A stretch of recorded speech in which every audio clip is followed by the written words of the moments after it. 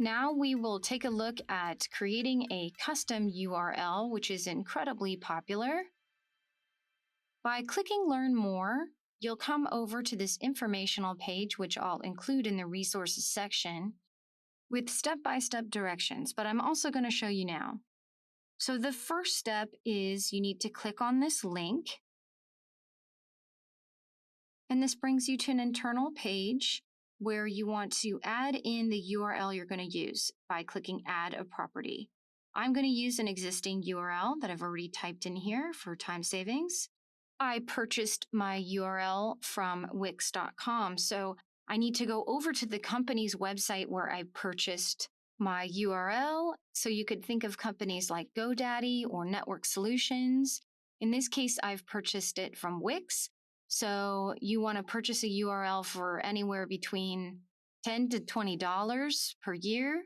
And now you've got to go over to that company and tell that company, hey, redirect the URL over to point towards my Google website.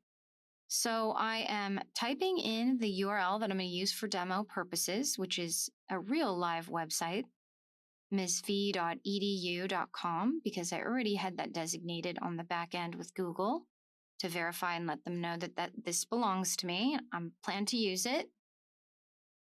So let's make sure we have that address, the Google address. And here we are over on Wix. This is my website. It's live online, pointing towards Wix, but now I want it to move towards that really amazing Google site. So I'm going to go on the back end. You want to find the section on your website under domains. That's the information you're going to be updating. So here under Wix is the domain section under settings. And I can see some info here, manage DNS records. So I want to manage my DNS or my CNAME. So I'm clicking on the manage DNS records. I can see a host with an address. And under CNAME, I see this website right now is pointing towards Wix, where my current website lives. So I need to put that into edit mode. And then in this section, I'm going to copy and paste the Google URL location that I picked up from that informational page. Now you can see it says Google. And the last bit I need to do is designate the amount of time I'd like for it to take. So 1 hour, 20 minutes. It can take up to 24 to 48 hours. So if you have a site that's launching to a large group of people, make sure that you allow enough time for this process to make sure that everything is going live and being displayed on the web, as your server will need to resolve. The final thing that I'd like to do is build out the remaining pages to my website. I go into the navigation hamburger menu and I click on that.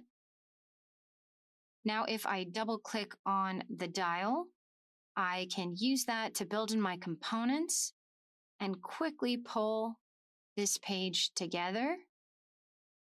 It's the same process as the home screen. You can see the header is the same, the footer is the same. It's just the body content that we will be updating here. The theme stays the same with the theme colors. If I click on layout, now I've got a full layout with placeholders. And you can see just how fast this can come together. By using placeholders, I can now designate calendar, pull in my calendar. I'll pull in my YouTube video here.